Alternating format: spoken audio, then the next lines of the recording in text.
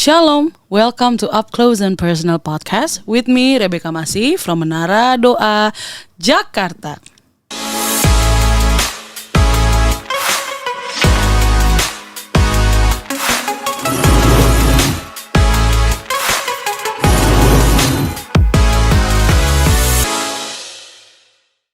Dalam Lukas 2 ayat 52 dikatakan, dan Yesus makin bertambah besar dan bertambah hikmatnya dan besarnya, dan makin dikasihi oleh Allah dan manusia.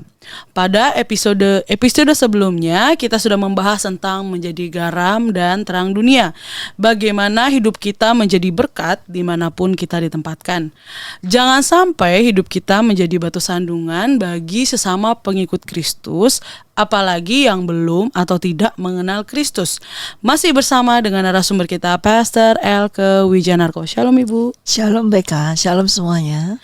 Iya Bu, di dalam Lukas 2 ayat 52 dikatakan Yesus bertambah besar, hikmatnya juga bertambah besar dan dikasihi oleh Allah dan oleh manusia. Jadi memang Tuhan Yesus disukai oleh manusia gitu ya. Memang ada yang gak suka sih sama dia gitu ya, tetapi tetap dia dikasihi Allah dan dikasihi oleh manusia. Nah, kita sebagai pengikut Tuhan Yesus Kristus, sebaiknya kan kita mengikuti teladan Tuhan Yesus gitu ya Bu. Dikasihi Allah, dikasihi juga oleh manusia. Nah, itu bagaimana Bu? Betul, memang harus seperti itu, seperti yang Tuhan kehendaki. Dan ketika dia berkata, ikutlah aku, kita harus mengikuti semua, mengikuti gaya hidupnya, ya, mengikuti jejak daripada Tuhan Yesus. Tetapi ketika Tuhan sudah beranjak dewasa di dalam artinya sebagai manusia, dan dia masuk dalam pelayanan, hal tersebut dia tidak mencari kesenangan atau kepuasan hanya pada saat ketika dia melihat orang menyukai dia, atau mencari bahwa supaya saya disenangi banyak orang, ya. Tapi yang dia utamakan adalah dia harus menyenangkan Bapanya di surga. Nah, itulah gaya hidupnya Tuhan Yesus Kristus. Ketika dia menomorsatukan Bapa yang di surga, Bapanya, apa saja yang dia kerjakan, dia lakukan untuk Bapanya, bukan supaya orang senang sama dia. Walaupun dalam hal seperti ketika menyembuhkan orang sakit, memberi makan orang, itu mungkin orang senang semuanya. Tetapi tujuan Tuhan bukan hanya untuk kesenangan manusia tersebut, bukan untuk menyenangkan manusia, tapi dia melakukan itu hanya untuk menyenangkan Bapa. Nah, ketika Tuhan nomor satukan Bapa, nah Bapa inilah yang akan mengubah hati manusia. Bapa lah yang akan membawa orang-orang yang mungkin jauh yang tidak mengenal Tuhan Yesus, belum mengenal sama sekali tentang Tuhan Yesus, Bapa bisa mengubahnya sehingga orang tersebut bisa suka, senang. Dalam arti bukan senang karena sudah ditolong, senang karena sudah disembuhkan, senang karena dapat berkat, dapat makanan. Ada beberapa yang seperti itu, tapi ada yang sungguh-sungguh dia merasa delight ya. Kalau delight ya, kalau di bahasa Inggris mungkin kesukaan, bukan hanya senang gitu, tapi kesukaannya adalah Tuhan Yesus, adalah firman itu. Ya, seperti yang Tuhan Allah Bapa kehendaki dalam kehidupan kita. Bahwa di dalam kehidupan kita, kesukaan kita adalah Tuhan. Kesukaan kita adalah firman-Nya. Demikian juga Yesus, kesukaannya adalah firman daripada Bapanya. Dia mendahulukan kesenangan dari Bapanya. Sehingga ketika dia menomorsatukan kesenangan Bapa, nah itu Bapa mengubah. Sehingga orang-orang juga mendapatkan dampak dari kepada ketika Tuhan Yesus menyukakan hati Bapa. Namun seringkali kita sebagai manusia, ya, kita seringkali hanya menyenangkan manusia saja. Yeah. Kita hanya mencari people pleasing. People pleaser. Ya, ya, kita hanya mencari kesukaan dari orang supaya kita jadi terkenal, ya, supaya kita dikatakan, baik sekali, menyenangkan sekali, ya gitu ya. Itu pujian-pujian itu yang kita cari. Namun Yesus tidak mencari pujian dari manusia. Yang dia tunggu, yang dia cari adalah dari Bapa. Nah, itu yang harus kita garis bawahi ketika kita mengikuti Tuhan Yesus dan mungkin dengan ayat tadi yang BK baca, ya, kalau kita mengutamakan kepada Bapa, pasti Bapa juga akan membawa dampak kepada orang di sekitar kita yang tentunya sudah dipilih oleh Bapa. Iya, sebagai pengikut Kristus gitu ya Bu, maka dunia gitu ya, orang-orang di luar sana yang tidak mengenal Tuhan akan menganggap kita orang aneh gitu ya, karena memang banyak daripada kingdom culture yang tidak sejalan dengan kingdom dari dunia ini gitu ya Bu ya. Bahkan kalau kata kasarnya kamu itu freak gitu ya. Ya. Tetapi bukan berarti kalau misalnya itu kita gitu ya juga bersikap menutup diri gitu ya Bu akan orang-orang yang tidak, kamu kan bukan pengikut Kristus, kamu bukan fellow Christian, apa sih gitu ya, kayak merasa iuh aja gitu ya kayaknya gitu. Nah itu bagaimana Bu? Mungkin masih ada yang berpikir seperti itu gitu, padahal kan firman Tuhan juga bilang jadikan semua bangsa muridku dan sebagainya. Itu gimana? Ya, itu firman Tuhan betul ya, dan amin, dan tidak pernah berubah ya.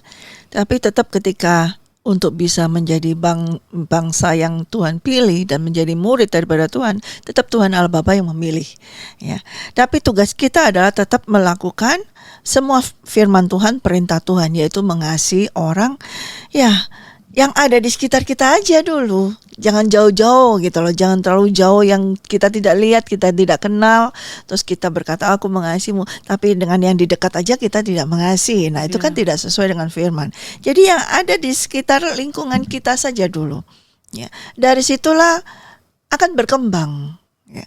Kalau kita mau melihat yang di dekat kita, saudara, di rumah tangga, kemudian di lingkungan pertemanan, mungkin di lingkungan menara doa, mungkin di lingkungan gereja, pekerjaan. Nah itu kan banyak juga ada orang yang juga sudah terima Tuhan Yesus, mengenal Tuhan Yesus. Ada juga orang yang belum terima Tuhan Yesus. Katakanlah yang paling sering kita ketemuin di dalam kehidupan kita sehari-hari, kan pasti setiap hari kita parkir mobil, ada security, ada satpam.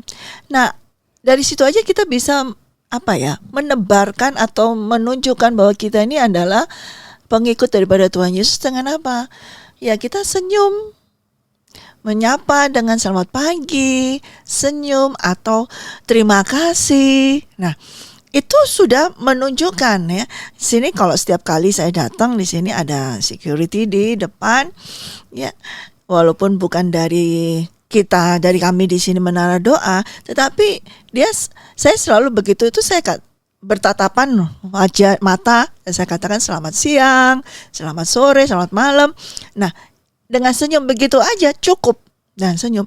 Tapi kadang-kadang kita suka ignore ya, hal-hal yang kecil-kecil kayak gitu suka lepas ya. Nah, itu aja berarti kan sudah contoh. Ya, walaupun dengan begitu mungkin belum membawa dia untuk bisa mau menerima Tuhan Yesus, tapi dia tahu bahwa kita ini di sini adalah tempat menara doa, orang-orang yang berdoa kepada Tuhan. Masa kasih tatapan mata begini, senyum selamat pagi, selamat siang, selamat sore, nggak mau. Nah, dari situ aja mereka bisa melihat ini apa, tempat apa, kok orangnya sadis banget, kok begini ya. Kita kan, nah dengan hal yang kecil aja seperti ini ya, tukang parkir atau apa yang ini kita terima kasih gitu aja, itu kan sebagai suatu merupakan suatu dampak yang kita sekarang ini jalani, kita kehidupan kita sebagai anak-anak Tuhan, sebagai tubuh Kristus, bahkan sebagai mempelai Kristus harus nampak lewat hal tersebut ya. Apalagi dengan orang yang sudah mungkin mengenal atau sudah ditaruh, walaupun dia belum mengenal Tuhan Yesus, tapi ada dalam skup kita, lingkungan kita. Nah, kita juga harus memperlakukan seperti Tuhan memperlakukan kepada kita. Ya Bu, nah itu yang tadi Ibu bilang ya, kita tiap hari ketemu dengan orang-orang random gitu ya Bu, mungkin seperti tukang parkir, mungkin ada satpam, ada pelayan restoran gitu ya, kasir atau apa gitu ya. Dan kan kita nggak, walaupun kita nggak pakai kalung salib gede-gede Iya, betul. gitu ya, semuanya gitu, wah ketahuan ya orang Kristen gitu ya kan, tetapi tetap kita harus memperhatikan cara kita bersikap. Nah kadang itu suka missnya di sini nih ya Iya. Bu ya.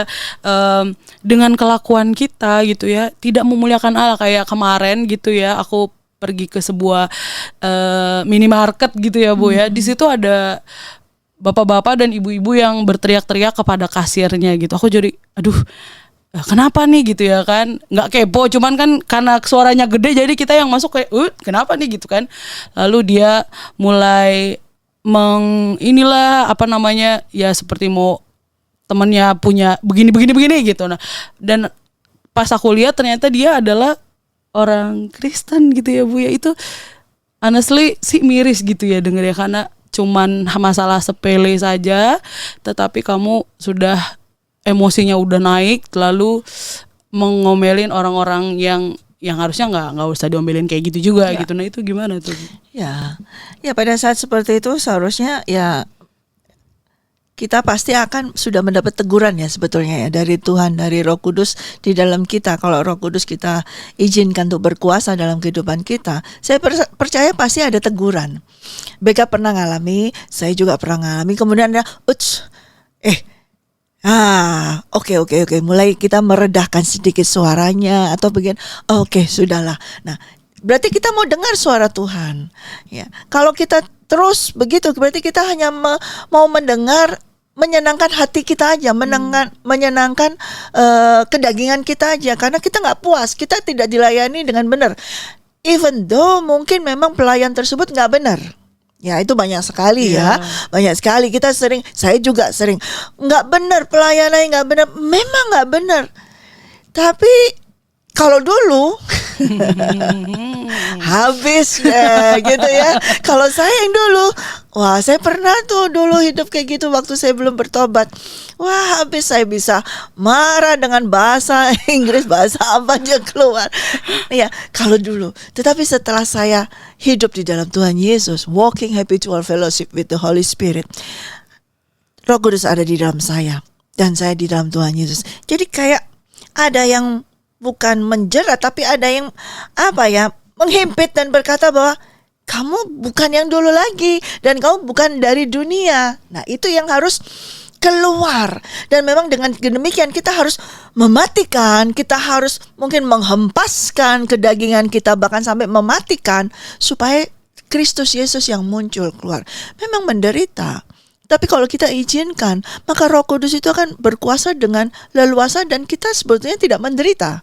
Malah kita akan menikmati, luar biasa ya Tuhan ini. Dan hal-hal tersebut seringkali itu daily life ya dalam kehidupan kita. Kecil-kecil sekali hal tersebut. Tapi kita harus perhatikan saudara. Kalau kita gak memperhatikan hal-hal yang kecil-kecil, lalu kita hanya menyampaikan yang besar-besar, kita jadikanlah semua bangsa menjadi muridku. Kemudian kita berdoa untuk bangsa sana, bangsa sini yang kita tidak kenal, yang di depan mata, yang tadi barusan kita keluar dari suatu tempat parkir aja kita marah-marah misalnya seperti itu. Kemudian kita berdoa untuk bangsa di sana. Kan gak matching, gak pas gitu loh. Jadi kalau kita mau menjadikan seperti firman Tuhan ini, berdoa untuk kepentingan Tuhan, Tuhan sudah kasih yang di depan mata kita sendiri. Adalah sangat sederhana, cuma sekedar berkata, thank you, terima kasih. Begitu aja dengan senyum yang betul-betul tulus. Iya. Ya, dan hanya jarak jauh adalah senyum begini aja, itu sudah cukup. Dan itu sudah menampakkan bahwa kasih Kristus sudah keluar. Kita nggak harus samperin dengan shalom, bagaimana kabar, nggak perlu kayak gitu, ya kan? Kita senyum aja dari ini. Nah sudah. Ya. Kalau bagi saya dulu, saya ngelewatin orang siapapun, saya tidak akan menoleh, tidak akan menyapa. Itu saya dulu. Tetapi ketika saya sudah bertobat, ada perubahan dalam kehidupan saya. Ketika saya melewati orang, saya kenal atau tidak kenal, saya pasti akan permisi, numpang lewat atau gimana, saya pasti akan lakukan itu. Itu pasti. Sampai hari ini. Walaupun apapun juga, cuman mari Mbak, mari Pak. Nah, Itu aja, sederhana. Tidak harus kita harus suatu ada percakapan yang panjang lebar seperti ini. Bagaimana kabarmu hari ini? Apa-apa. Enggak usah, cuman selamat siang Pak, selamat siang Mbak, mari Mbak. Ya silakan. Gini, terima kasih. Itu cukup sudah. Dan itu kita lakukan bukan hanya sekedar basa-basi ya, bukan untuk menyenangkan hati orang, tapi itu keluar karena kita adalah Kristus Yesus ada dalam kita. Dan ingat yang dulu-dulu yaitu kingdom culture ya. Jadi budaya kerajaan surga tuh harus ada dalam kehidupan kita. Harus apa ya namanya ya, jadi gaya hidup kita ya. Betul, Bu, ya. betul. Udah nggak perlu diingetin lagi dan nggak usah pakai baju Tuhan Yesus gede-gede gitu ya, atau baju salib kalungnya berat banget gitu ya untuk menunjukkan, atau ditulis di sini atau kalau kita itu orang Kristen tapi ternyata pas kita kelakuannya orang-orang pada ya ampun kok gini banget gitu ya. Nah, bagaimana dengan ini Bu? Maksudnya ada waktu itu ada statement yang bilang kalau mungkin kita adalah anak-anak Tuhan gitu ya, orang Kristen yang takut Tuhan, banyak juga yang akan ngejauhin kita gitu ya Bu, karena kita dianggap ya tadi balik lagi kata kasarnya itu kamu freak gitu ya dengan segala macam ajaran, kok disakiti mengampuni, kok dijahatin kamu ampuni, kok ini apa segala macam kamu diem aja, kamu difitnah mungkin ya lewat sosial media bla bla bla, kok nggak bikin video klarifikasi gitu ya, atau apa, atau panggil pengacara atau apa kayak gitu ya, karena saking seperti itunya gitu, jadi orang-orang melihat kalau kamu aneh banget sih gitu ya. Bagaimana nih Bu kalau misalnya kita ada di circle atau di lingkungan yang orang-orangnya seperti itu, atau kadang mungkin ya orang-orangnya lama-lama toksik nih gitu, apakah udah gue cut off tetapi dengan kondisi adalah ya saya akan sendirian atau mungkin teman saya sisa 1-2 orang gitu. Nah itu gimana tuh Bu? Ya, Tuhan Yesus juga pernah menyampaikan bahwa selama kita di dunia, di dalam doanya kepada Bapa, bahwa dunia itu pasti akan membenci kita. Dan karena itu Tuhan berdoa supaya Bapa ini melindungi kita dari si jahat.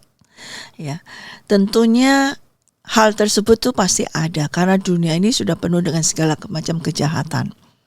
Ya. Ketika di dalam suatu lingkungan atau pertemanan, dan di situ saya katakan kita pasti akan dipisahkan, itu memang betul karena Tuhan berkata aku datang untuk membawa pemisahan. Kita akan dipisahkan dari yang dunia dengan yang tidak. Tetapi bukan berarti kemudian kita memasang label, ya, menandai kita sendiri seperti itu, ya, bahwa aku tidak mau dengan orang berdosa, aku tidak mau bergaul dengan orang ini. Kita tidak melakukan itu. Ya. Nanti Tuhan sendiri yang akan mengadakan pemisahan tersebut. Tapi ketika kita tahu, mendengar suara Tuhan bahwa kita harus keluar dari circle tersebut atas perintah Tuhan. Karena lama-lama itu mungkin semakin jahat dan itu bukan yang dipilih Tuhan untuk diselamatkan atau dibetulkan atau dibawa untuk kepada kebenaran firman Tuhan. Ya kita harus keluar. Tuhan ada berkata lewat di dalam Rasul Paulus, keluar dari tempat itu, tinggalkan tempat itu. Tetapi kalau kita memang harus memberitakan Injil di suatu tempat, dan Tuhan pasti akan sudah sediakan semuanya. Memang pasti ada pro dan kontra, itu pasti sudah. Itu sudah pasti. Bagaimana cara menghandlenya? Itulah kita harus bergaul dengan Roh Kudus. Disitulah kita pentingnya bergaul dengan Roh Kudus. Bukan juga kita dengan semena-mena atau dengan gayanya, kita mulai kayak menantang gitu ya. Tapi kita mengikuti apa kehendak dari Tuhan. Kita mengikuti dulu Tuhan perintahkan apa. Kalau memang orang itu harus diselamatkan, pasti Tuhan akan membuka hatinya orang tersebut untuk mendengarkan firman Tuhan yang Tuhan taruh dalam hati kita untuk kita sampaikan. Dan orang itu diselamatkan. Mungkin hanya satu aja, tapi yang lain tidak. Nah ini kita di sini harus bergantung kepada Tuhan, pada Roh Kudus. Tapi kadang-kadang kan kita maunya kan semua orang. Ya, belum tentu semua orang juga dikehendaki Tuhan untuk diselamatkan juga untuk di satu itu. Nah, disinilah kita harus bergantung kepada Tuhan. Ya, yang mana yang Tuhan pilih itu yang harus kita lakukan. Jadi bukan lagi dengan emosi kita, bukan lagi dengan ambisi kita, bukan lagi supaya kita terkenal menjadi orang yang menyenangkan, yang ini segala macam. Tetapi kita harus bergantung menyenangkan hati Bapa. Kalau Bapa memang tidak disukakan dengan kelompok tersebut, lingkungan tersebut, kita harus out, kita harus keluar. Tapi kalau Bapak katakan, aku mau kamu di situ karena kamu harus melakukan ini. Nah, Tuhan pasti akan memberikan suatu tuntunan detail siapa yang Tuhan ini. Kita perlunya bergaul, berdoa kepada Tuhan. Kenapa saya di sini? Harus siapa? Padahal ini sudah lingkungan yang sangat jelek sekali begini-gini. Bagaimana Tuhan? Apakah ada di sini yang betul-betul harus Engkau selamatkan? Siapa tuntun? Nah, kita mohon tuntunan daripada Tuhan. Ya Bu, dan kalau yang itu ada juga gini ya Bu ya, merasa kebanyakan gitu ya, misalnya aku ada di satu komunitas atau di satu gereja gitu ya, yang sepertinya nih eksklusif banget ya gitu, sehingga orang luar, outsider tuh kayaknya untuk masuk, untuk bisa bergabung itu susah karena dari dalamnya mungkin komunitas itu menutup diri atau mungkin tidak bermaksud gitu ya, tetapi terlihat oleh orang menutup diri, sehingga kita yang mungkin mau awalnya kita tertarik mau ikut Tuhan, cuman karena sepertinya kita melihat nih orang-orang kok kayaknya gue nggak di welcome nih ya gitu ya, karena orang berasa gitu ya kalau misalnya aku di welcome atau enggak itu berasa gitu ya. Jadi ya udahlah, tadinya awalnya aku mau di sini nih, di gereja ini atau di komunitas ini, tapi karena merasa aku tidak diterima, sepertinya aku sendirian gitu, duduk di pojok gitu ya, sendirian gitu, nggak ada yang negor atau apa, atau tidak merasa diterima, sehingga akhirnya udah deh nggak usah ke gereja aja, gue nontonnya via ini aja lah, dari rumah gitu. Jadi nggak usah harus berfellowship atau berinteraksi, karena merasa ya itulah tadi, aku juga merasa gitu beberapa kali mau gabung, tetapi karena aku merasa kok mereka terlalu eksklusif ya, kayaknya aku nggak into banget, nggak bisa masuk, akhirnya udah aku mundur gitu ya. Beberapa kali pernah merasakan seperti itu gitu ya, akhirnya mundur gitu. Nah itu bagaimana tuh Bu? Ya, adalah bergaul dengan Tuhan, bertanya, apakah benar tempat ini di sini yang kau sudah tentukan untuk aku untuk bisa bertumbuh di dalam kedewasaan kerohanian yang Tuhan kehendaki? Apakah tempat ini yang benar? Nah itu kita harus bertanya pertama kepada Tuhan. Sebagai seseorang yang masuk ya seperti itu, kita harus bertanya, tempat inikah Tuhan yang dimana Engkau menghendaki supaya saya bisa bertumbuh dalam kebenaran firman-Mu? Kalau emang iya, walaupun situasi seperti apapun, ya kita harus tetap bertahan di situ. Ya. Nah, di sebaliknya, di pihak yang tempat yang menerima, yang maksudnya tempat welcome segala itu, ya tentunya. Kalau kami di sini Menara Doa, BK juga tahu kalau kita ada yang orang baru selalu kita welcome. Tapi memang kalau waktu pas ibadah tentunya kita tetap akan berdoa. Kita nggak mungkin di tengah-tengah ibadah kita menyamperin terus seperti ini, karena memang kita semua adalah berdoa di Menara Doa, berdoa. Mungkin setelah berdoa kita akan samperin, kita akan kontak seperti itu. Nah itu suatu welcoming ya seperti itu. Tapi memang ketika berlangsung ibadah tentunya tidak akan bisa kami lakukan tersebut, karena memang kami harus berdoa. Ya, jadi dari pihak pribadi personal, kalau memang engkau dituntun Tuhan untuk masuk ke tempat itu, dan di mana di situ yang Tuhan pilih untuk supaya kamu bertumbuh, ya taatlah kepada Tuhan. Sekalipun mungkin ya melalui penolakan yang di depan itu, mungkin itu cara Tuhan untuk membuat kita menjadi dewasa. Dan sebagai tempat di mana kita membuka orang, ya juga demikian juga di Menara. Saya sampaikan kepada semua rekan-rekan di sini, kalau ada anggota baru atau bukan anggota, ada tamu, ada orang baru, kita harus welcome, kita harus menerima. Karena prayer gate evening, Moon Sunday maupun ladies, yang semuanya down, ini namanya gate itu terbuka bagi saudara-saudara, semua terbuka. Jadi tidak ada eksklusif atau hanya orang-orang tertentu saja, tidak. Kami Menara Doa Jakarta ini terbuka untuk siapa saja. Di sini kita berdoa. Tentunya ketika waktu engkau datang waktu ibadah, ya tunggulah sampai selesai ibadah. Nah, seringkali juga ada orang yang belum selesai sudah Udah kabur, udah pulang. Bagaimana kita mau welcoming ya? Seperti itu, karena berarti dia sudah menjauhkan diri lagi. Nah, dari pihak kami bagaimana caranya? Nah, itu lagi seperti itu. Tapi tetap kami semua di Menara Doa Jakarta sesama anggota tubuh Kristus di sini, kita harus mau menerima. Ya, menerima ya, ketika selesai ibadah kita akan menerima saudara semua. Jadi terbuka saudara, seperti itu. Iya, sehingga nantinya gitu ya, bahkan orang yang tidak mengenal Kristus pun jadi tahu gitu ya. Oh, Iya. ternyata karena memang kita udah, orang-orang lain tuh lihat orang Kristen tuh baik, murah hati dan lain sebagainya gitu. Jadi jangan sampai kelakuan kita tidak mempermuliakan Tuhan Allah Bapa kita ya, Bu ya. Betul. Tapi juga dalam hal ketika untuk murah hati, baik ini juga, tapi jangan disalahgunakan. Jangan sampai kita menjual kebaikan kita untuk mendapatkan sesuatu. Ya, kita mau baik-baikin orang tapi ada tujuan. Tidak demikian dari Tuhan Yesus Kristus tidak pernah mengajarkan demikian. Yang penting adalah bukan hanya baik, tapi hati yang murni, yang tulus. Ya, kalaupun misalnya di dalam kita berteman, bergaulan, kita dengan tulus, kita harus berani menasehati seseorang, mengasihi dengan tulus. Kalau kita cuman baik aja, nggak cukup. Ya, nggak cukup kalau baik aja, karena nanti ketika hanya baik aja ada sesuatu yang nggak baik, nggak akan jadi baik deh gitu. Tapi kalau hati kita tulus, kita dapat sesuatu yang nggak baik, tetap kita akan tulus, kita akan memberikan yang kasih yang murni tulus itu. Amin. Iya. Walaupun kalau kata orang ya, kenapa sih negara kita nggak bisa berkembang gitu, karena terlalu religius gitu ya. Orang yang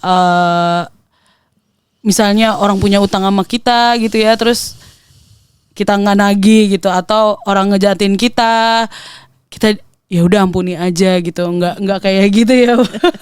Karena bagaimanapun juga nilai-nilai kingdom culture itu harus kita lakukan, walaupun kelihatannya seperti orang lemah ya, Bu ya, tetapi sebenarnya nggak seperti itu ya, Bu. Ya. Di atas semuanya itu dan di dalam semuanya itu, yang terbaik adalah walking habitual fellowship with the Holy Spirit. Artinya di mana ketika engkau bergaul dengan Tuhan Yesus Kristus, bergaul dengan Roh Kudus, maka dialah yang akan mengajar, menuntun, membimbing, mengarahkan kepada kita. Sehingga dia yang akan menuntun kita, apa yang harus kita lakukan, mengajar kita mesti bicara apa, bagaimana caranya, nadanya seperti apa, tegurannya seperti apa. Nah, Tuhan yang akan mengajarkan kepada kita. Iya, betul sekali. Perlukah kita omongin? Iya. Atau diem aja? Betul. Atau bagaimana gitu? Perlu, ya? tapi mungkin tidak sekarang. Iya. Nah, itu kita bergantung kepada Roh Kudus. Iya, betul. Terima kasih, Ibu. Sama-sama, Beka. Sampai di sini podcast kita pada hari ini. Terima kasih untuk support Bapak, Ibu, Saudara, Saudari sekalian. Jangan lupa di like, subscribe, nyalakan lonceng, serta share podcast Up Close and Personal. Be ready for He is coming. God bless you. God bless you.